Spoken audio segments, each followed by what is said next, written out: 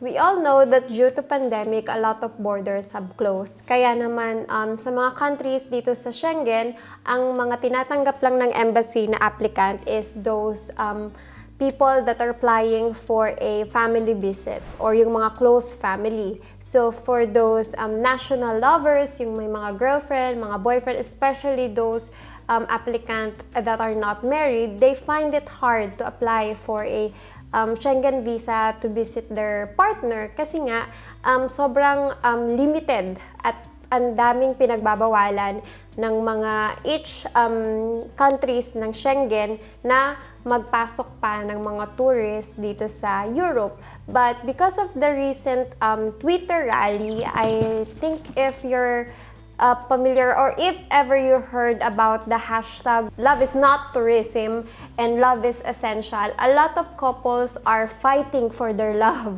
No, ang mga couples nito is trying to get the attention of the leaders of the EU na allow them to visit their partners in Europe because essential ang makasama yung mahal mo sa buhay. With that, some Schengen countries were able to successfully be heard by their government. Kaya ngayon, pinapayagan na ang mga international lovers to be able to apply for a Schengen visa.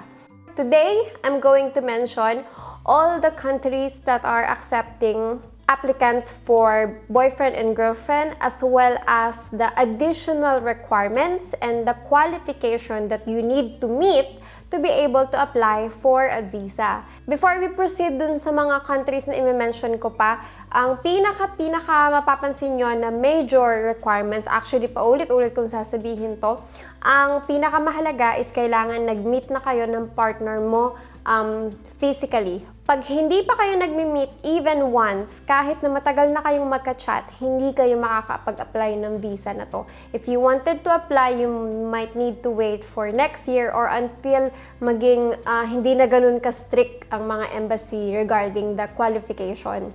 So, the first country is Denmark. So, for Denmark, ang kailangan is negative test result in a maximum of 72 hours before entering Denmark. So you either can get a COVID test in the Philippines or pwede ata kayong magpa-test pagdating sa Denmark. I am not sure about this, but you need to check with the airline na sasakyan nyo regarding their rules because some airlines, as far as I know, they do require their passengers to have a negative test for COVID. So for additional requirements for Denmark, they require a solemn declaration on relationship for use in connection with the entry. So yung solemn declaration is a form na mada-download nyo for free from the embassy website. So this form will need to have your information and your partner information, signature. So para lang patunay na talagang meron kayong existing relationship.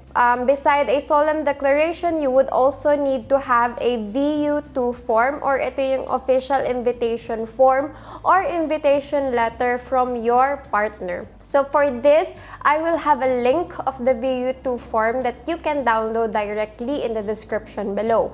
After that, you would also need a passport copy of your partner, a photocopy of the biodata page of his passport and his travel history to support or para patunay na nakapunta na siya sa Pilipinas or kung hindi man kayo sa Pilipinas nag-meet, kailangan niyang magpakita ng entry stamp sa passport niya sa country kung saan kayo nagkita. So ito yung mga special requirements and category ng Denmark. Now we go to the next country, which is Switzerland. For Switzerland, they offer an option for unmarried partner. They do have their own requirement checklist. So, ang ibig sabihin guys, hindi yung visit visa ang kukumpletuhin nyo. Meron silang sariling visa requirement.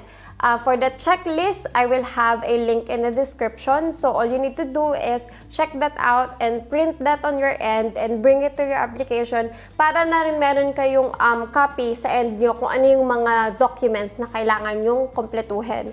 And then for the special requirements, of course, you will need a written invitation letter from your partner in Switzerland. The letter should indicate yung information bakit gusto kanyang i-invite, brief summary ng relationship nyo, kung paano kayo nag-meet, how long na yung relationship nyo, and some proof kung paano yung accommodation mo sa Switzerland. And next is, of course, he would need to attach a Swiss passport or yung national foreign ID, and then proof that the couple meet at least once in Switzerland or abroad before their entry restriction were introduced. So it means kahit hindi sa Switzerland, basta nag-meet kayo either sa Pilipinas or sa ibang country, then pasok ka sa category na to. And then a photocopy of the biodata page, of course, ng passport and travel history or yung mga travel stamp sa passport ni partner. Next is your proof of relationship. To support your relationship, kailangan may mapakita kayo ng mga pictures together. As much as possible, provide as much picture as you can. Also, if you've been traveling sa ibang bansa, pwede kayong magpakita ng mga previous plane ticket, previous hotel booking, anything that can prove that you have an existing relationship is good enough. And then last is an insurance policy that should clearly and explicitly state cover of expenses due to the pandemic, coronavirus, or COVID-19. There are some insurance provider that does not support yung COVID. So make sure, like sinabi dito, clearly, explicitly stated dun sa letter ng insurance na they cover this COVID-19 or pandemic para tanggapin nila yung insurance nyo. The third country is Norway. So, ang Norway, tumatanggap na ng visit visa for boyfriend and girlfriend. So, for the special requirements, you would need a solemn declaration of the relationship. Again, this is a form that you can download and you can send this to your partner, and then after your partner answer this, ikaw naman ang sasagot and you need to bring it to your application. And then you and your partner should be at least 9 months of in relationship. So, with Norway specifically, kailangan sa kanila matagal na yung relationship nyo, at least 9 months. If bago pa lang yung relationship nyo, if 1 month, 2 months, 3 months, it means hindi ka pa pwedeng mag-apply. Kailangan po matagal na at least 9 months para makapasok ka sa category na to. Again, special requirement is that you should meet physically. As in, kailangan nagkita na kayo. The more times that you already met, the better. Kasi actually guys, napapansin ko, even nag-meet na once, if hindi ganun katagal yung relationship or saglit lang nagkita, there are times na yung applicant na-deny pa rin. So, it will depend kung gaano ka-strong yung relationship nyo and paano nyo mapapatunayan yon. And the last special requirement is yung proof of relationship. So, ito yung mga pictures together, screenshot ng mga chat conversation nyo, video call, call logs. So, yan, anything na pwede nyo gamitin. So, the fourth country na tumatanggap ng visit boyfriend and girlfriend is Germany. So, for Germany, simula nung September 9, 2020, they are now accepting unmarried partners of German citizens or German residents. Requirements na kailangan yung kumpletuhin is the requirements under the visit visa category. For the additional requirements, ang kailangan nyo again is a jointly signed statement of existence of relationship. Again, this is a form na written in German, and you can download it for free in the description below. I will have the link. And then, invitation letter from your partner indicating na gusto kanyang papuntahin sa Germany to be able to be together, a brief summary of your relationship, and so on. If you do need help kung ano yung dapat nakalagay sa invitation letter, I do made a recent video about that. So, I will have that in the link here and then together with some supporting documents. So, here I'm going to mention the supporting documents to support yung invitation letter, which is your proof of relationship, pictures together, again, screenshot ng mga chat log, video calls, and previous tickets. Basta anything na magkasama kayo, gamitin nyo yon. Again, requirement, kailangan nag-meet na kayo at least once and personally dapat. And then a submission of negative test result upon entry of 14 days quarantine. So guys, regarding dun sa mga rules for quarantine and negative testing, this can change from time to time. Actually, it can change kahit ngayon or bukas. So I would advise that you check with the embassy, and you would need to check also with the airline rules regarding this. And the next country is of course our favorite country, Netherlands. Nag-a-accept na po sila ng visit partner, and they also have their own checklist requirements under the long distance relationship. So if you wanted to know what are the requirements to be able to apply for this, I'm going to have a link in the description below. Again, they do have their own visa requirement checklist. So for long distance relationship visa, ang mga special requirement is that you and your partner should be in relationship for at least 3 months before the entry ban came into force due to the coronavirus. You should already meet at least twice in person within 2 separate trips. So they have their own requirement, which is mas maikli kaysa dun sa Norway. Sa Norway, I said earlier, kailangan at least 9 months yung relationship nyo. With Netherlands, they only require at least 3 months in relationship, but the additional twist is that kailangan nag-meet na kayo ng partner mo at least twice in 2 different occasions. And then you would need to attach a photocopy of the biodata page of the passport and the travel history of your partner. Again, this is to support na nagpunta na sila sa Pilipinas or talagang nagkita na kayo personally, as well as some pictures together, and then yung mga previous hotel bookings nyo or Airbnb. So anything that can support your relationship. And then you both need to have a signed declaration of relationship for COVID-19 entry ban exemption. Again, this is a form where you must indicate when your relationship started. You must also enclose proof of relationship and the time spent together. Again, this form can be downloaded for free. I will have a link of this form in the description below, and all you need to do is download it and send it to your partner. Our next country would be France. So yes, France have also decided to reopen their borders for unmarried partners. So for the special requirements ng France, they do require the applicants to have a application for laser passer. So all you need to do to be able to have this is to message the France embassy for the requirements and kung ano yung mga dapat nyo gawin to be able to have this form. Next, your invitation letter and your cover letter addressed to the embassy that you're requesting na pagbigyan kayo ng visa to be able to be together.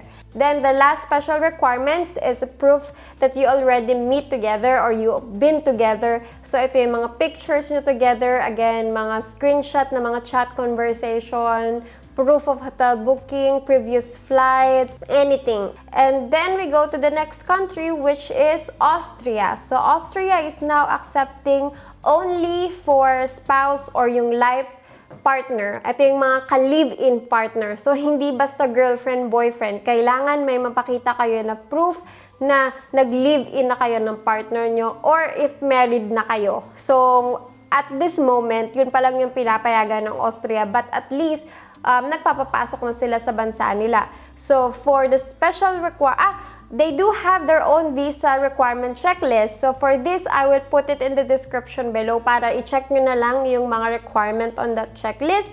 And for the special requirement, you would need a invitation letter from your partner. The invitation letter, kailangan complete requirements yan, brief summary ng relationship nyo, include yung passport ID niya, full address sa Austria, purpose of the travel ng partner, and kung gaano kayo katagal magstay dun sa Austria, kailangan naka-indicate sa invitation letter. The next special requirement, this will only apply if your partner will be the one paying for all your expenses during your stay in Austria. He would need to request for an EV. Ang kailangan ng i-provide ni partner nyo is yung EV ID number. So, for the proof of relationship, I keep mentioning this, pictures together, video calls, conversation, and emails. And then lastly, you would need to provide a medical certificate confirming a negative COVID result. So we go to the next country, which is the country that has been hit the hardest by COVID, which is Italy, which is a good news na finally they are now accepting visit visa for unmarried couple. Ang unang pinayagan nila is visit visa for the family members, but now they are now accepting unmarried couples simula nung September 7. So for the condition and requirements, special requirements, you would need to present a document to prove your relationship. Ito yung mga pictures nyo. Screenshot ng mga conversation nyo. Again guys, in Italy, they still require that you should meet your partner in person already. And then, a self-declaration form. Ito yung form na you need to fill up before entering. So, this will be given upon arrival. You will have to go under quarantine for a period of 2 weeks. To know more about this, I will have a link in the description below nung mga rules na meron sa Italy when entering their country. Then, we go to the next country, which is Finland. So, Finland government already approved unmarried couple last August 6. So, for the condition and requirements, kailangan si partner nyo nakatira sa Finland and be able to meet any of the following category. So, she must be a Finnish citizen living in Finland. Your partner should be an EU or Schengen citizen living in Finland legally. Your partner should be a family member of an EU Schengen citizen living in Finland. And the last category is that your partner is a third country national residing in Finland with a Finnish resident permit. So meaning if you, for example, have a boyfriend or girlfriend in Finland na hindi naman siya Finnish citizen, for example, he's a Filipino or a Filipina, or an American or a Canadian nakatira sa Finland with a resident permit, then you can apply for a visit visa in Finland. So, ang kukumpletuhin nyo lang po na requirement is yung visit visa requirement checklist. So, we go to the last country na nag-accept ng visit visa for unmarried couple, which is the Czech Republic. So for Czech Republic, you should send a solemn declaration of a long-term relationship. You need to attach a proof of relationship together with supporting document such as yung joint bank account, rental apartment agreement. If ever you have a common child, you would need to provide a birth certificate showing that you and your partner is the parents. All of this you would need to send on this email, and then you can proceed with your application afterwards. So meaning, before ka mag-apply sa embassy or sa BFS, you would need to send a request to this email address, and then they will send you a confirmation if you can proceed with the application. So as per the embassy in the Philippines, only with those long-term relationship with a Czech citizen and have a common child can apply for a visa. Now, for the documents that may help you with your application, you would need to have an invitation from your partner, especially as to where you will be staying in the Czech Republic. Then you would also need to have a notary sponsorship letter covering the entire period of the requested visa and bank transaction of your partner. If your partner is a bit sensitive sa pagpapakita ng bank account niya, what you can do is request her to give you a 3 months recent payslip para lang makita ng embassy yung continuous income na meron yung partner nyo, and it will be enough to support you once you go to his country. Then your partner need to request a letter verified by the police in case the inviting person cover expenses of your trip, and then attach a passport or yung scan copy ng resident ID niya and scan copy ng passport niya. So, those are the countries na nag-accept ng applicants for unmarried couple. Again, the moment, ito yung mga nakita ko na countries na nag-accept ng unmarried couple. Now, there might be additional countries na nag-accept na. For you to be able to check that out, I would need you all to check yung website ng embassy because they normally update their website para makita nyo kung pwede. So that's it. I do hope that you find this helpful for your future visa application. So for those international couples that been separated for so long, guys, if your lovers is living in any of the countries that I mentioned, it's a good news because you can apply now. So if you wanted to apply anytime soon and you need help, all you need to do is contact me. I will also have a link on my website in the description below if ever you're interested in any of the services that I do offer. I can guide you with the process and everything. So if you're interested with that, feel free to message me directly, send me an email, or add me on Facebook. I will be answering you there. So I'll see you guys in my next video. But before that, don't forget to hit that subscribe and like button. And I'll see you next time. Bye!